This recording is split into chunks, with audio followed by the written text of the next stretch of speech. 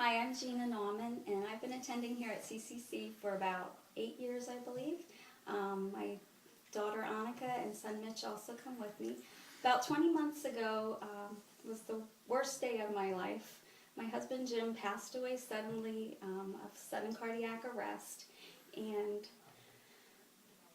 just totally shattered our world as we knew it.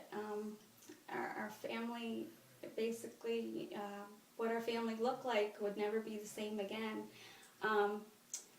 Through that time, our CCC family was just a great support to us. You guys were there for us, walking through that journey of grief that has continued through the past 20 months.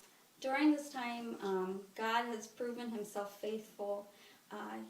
He's not only been there to comfort and tell me to trust him, but he's just been willing to walk through the nitty-grittiness of grief, the brokenness that we feel, just rebuilding what our lives look like, what our family looks like, what daily life looks like. God has just been a part of that. I've felt his love tremendously and haven't doubted that he loved me. I don't feel like he was looking away that day and this was a mistake that happened.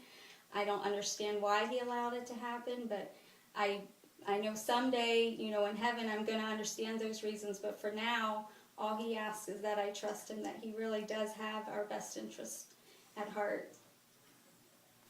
Some of the ways that I've felt God present in my life, for a while it was hard for me to read anything. I couldn't read books, and if you know me, you know I love to read, and I even struggled reading the Bible more than a verse here or there. And as some of that returned that I was able to read, I was amazed at how I would be reading a magazine article or another book, and there would be just a verse that would jump out at me, and I would feel like God was speaking directly to me. Or maybe sometimes it would come in a card and it would just be a verse I would hang on to and feel like he had spoken directly to me that day. Other ways are, through other people, just the gestures of people caring for us, and I would feel like it was the hands of God taking care of us. One of the other ways that I've learned during this time is a book called 1,000 Gifts. And it refers to joy and gratitude and learning to be thankful for everything. And even though I would never call Jim's death a gift, I do feel like it did come from the hands of God, and it's something that I need to accept.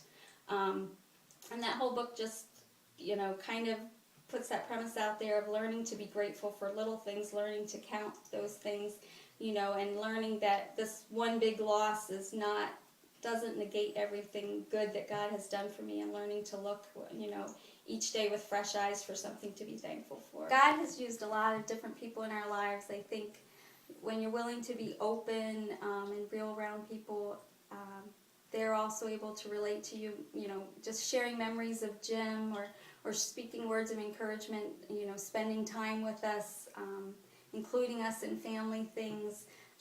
We've just been surrounded by a lot of people who have loved us and have been willing to walk through this hard journey with us, and I'm grateful for each one of them.